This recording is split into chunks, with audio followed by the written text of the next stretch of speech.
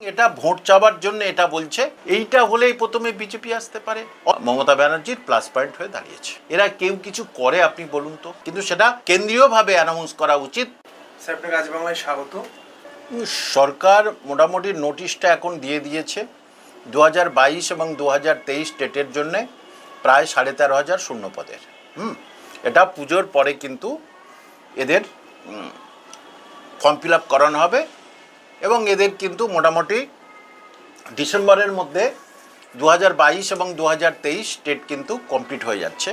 তারপরে 2000 এই মানে এই 24-এর এই কি বলে এটা 25 চলছে, 2025-এর শেষের দিকে কিন্তু আবার আরেকটা টেট দিচ্ছে। সুতরাং টেট নিয়ে আশা করা যাচ্ছে সব সমস্যার সমাধান হবে, যতটুকু যা বুঝলাম, যদি দুর্নীতি না হয়।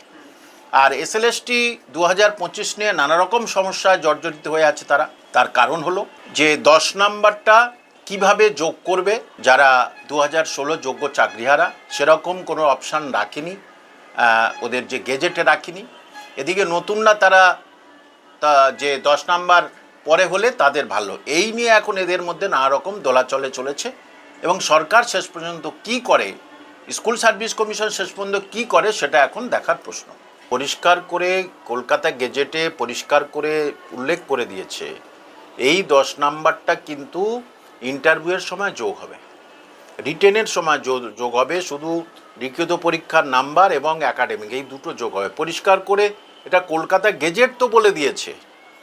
এখন সরকার যদি জোর করে যোগ্য চাকরিহারাদের এটা দেয় তাহলে আইনের ফাঁদে পড়বে, কিন্তু যারা সত্যি যোগ্য চাকরিহারা তাদের চাকরি সে সময়ময় তাদের স্কুলে হওয়া উচিত। কারণ যখন অযোগ্যদের লিস্ট বার করে দিয়েছে, তাহলে তাদের যদিও অযোগ্যদের লিস্ট কিন্তু 6,000, 5 থেকে 6,000 সবার কিন্তু লিস্ট বার করেনি। এর পিছনে কি কায়দা কানুন আছে আমি বুঝতে পারছি না।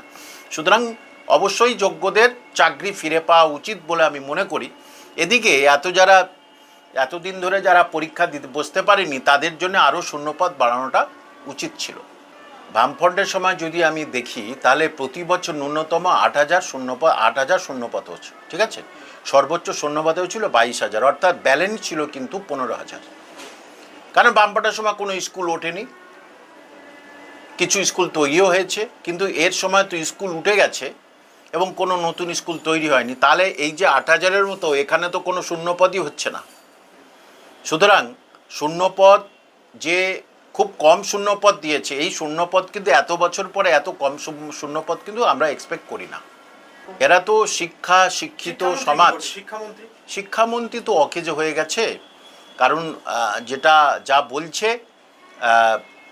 চিফ মিনিস্টার সেটাই শিক্ষামন্ত্রী শুনছে।